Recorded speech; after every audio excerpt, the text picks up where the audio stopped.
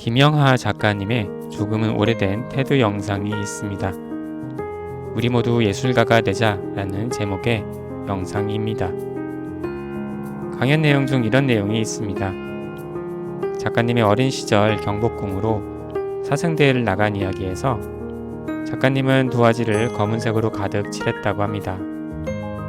그걸 본 선생님은 뭐를 그리냐 라고 물어보셨고, 이에 밤하늘에 까마귀가 하늘을 날고 있다 라고 말을 했다가 혼이 났다는 이야기입니다.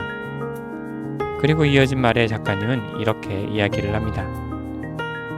만일 그 당시 선생님이 혼내는 대신 영화가 이야기를 만드는데 소질이 있구나 라고 말했더라면 이라는 말이죠.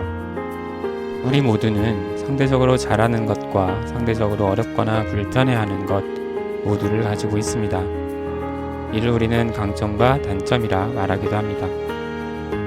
그리고 우리들은 단점을 지적하는 무수히 많은 말들을 들어왔습니다. 상대적으로 강점은 덜 이야기가 되었죠. 예를 들어 제가 사회생활을 시작했을 때 제가 가지고 있는 특성은 대부분 단점들 투성이었습니다. 신입사원이 빨리빨리 움직이지 못했고, 입사 당일부터 계산기를 두드리는 속도가 느리다며 꿀밤을 맞기도 했었거든요. 당시 과장님은 저를 보며 노력하라는 말을 하곤 했습니다. 단점을 개선하는 노력 말이죠. 실제 당시 저도 단점을 개선하려 노력을 하긴 했습니다. 소위 빨리빨리를 해보려고 말이죠. 결과는 더 나빠졌습니다. 행동하는 시간은 빨라졌지만 서두르는 불편한 상황에서 긴장을 했고, 결과론으로 실수들이 많아지기 시작했습니다. 면접관용 서류를 정리하면서 문서를 누락하거나 하는 식으로 말이죠. 그래서 저는 방식을 바꿨습니다. 단점을 개선하려 노력하는 대신 강점을 통해 단점을 보완하기로 말이죠. 일의 전체 프로세스를 머릿속에 그리고 일종의 셀프 시뮬레이션을 사전에 머릿속으로 반복하면서 필요한 자료들을 절차가 시작되기 전에 어느 정도 준비를 미리 해놓고 일의 본 절차를 시작하는 방식으로 말이죠. 서두르지 않아도 옆 동료가 무언가 빨리 하더라도 나만의 페이스를 유지하는 방식입니다. 결과론으로 서두르지 않아도 일을 기한에 마칠 수 있었고 결과의 완성도도 올라갔습니다. 우리는 피드백을 할 때 종종 강점과 단점을 활용합니다.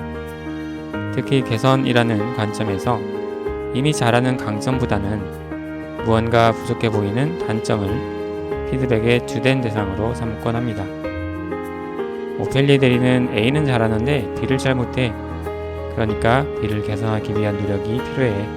와 같은 방식입니다. 저는 이렇게 단점의 개선에 초점을 맞추는 피드백을 강점을 기반으로 단점을 보완하는 피드백으로 바꿀 것을 제안합니다. 앞선 코멘트를 바꾸면 이렇게 표현할 수 있습니다. 오펠리 대리는 B 부분에서 어려워하는 부분이 있는 것 같아.